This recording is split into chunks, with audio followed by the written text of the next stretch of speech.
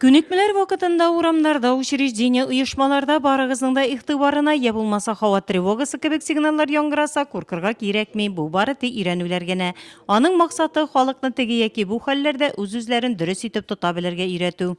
Проверка готовности органов управления и сил гражданской обороны всех уровней практическим действиям по выполнению мероприятий по приведению в готовность гражданской обороны и при ведении гражданской обороны, а также в ходе ликвидации чрезвычайных ситуаций природного и техногенного характера.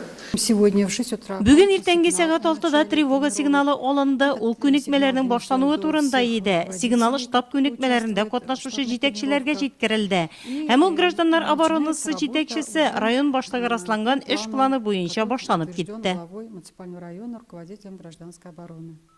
Тренировкалар 3 этапта үткәреләчәк. 1 октябрьдә тревога сигналы белән иртәнге сәгать 6-да башланып, 3 октябрьдә кичке сәгать 6-да тренировкаларның бетүе турында хәбәр итү белән тәмамлана. Бу көндә безнең штаб эшләячәк, штабка нинди предприятиеләр задействованы. Безнең основная прекрасная база Ингодонглатнефтьтә, анда менә защитное сооружение, анда без бөтен халыкка күрсәтәбез нинди уровеньда ничек булырга тиеш икәнен.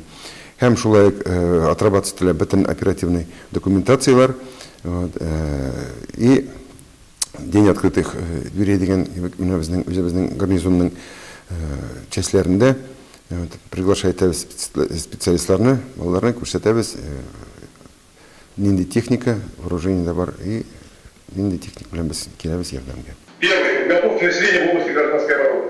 Киңәшмәдән соң гражданнар оборонасы буенча җаваплы затлар Россия Республикасы электр киңәшмәсендә катнашты. 4 октябрьдә Россиядә гражданнар оборонасы оештырылганга 86 ел тула.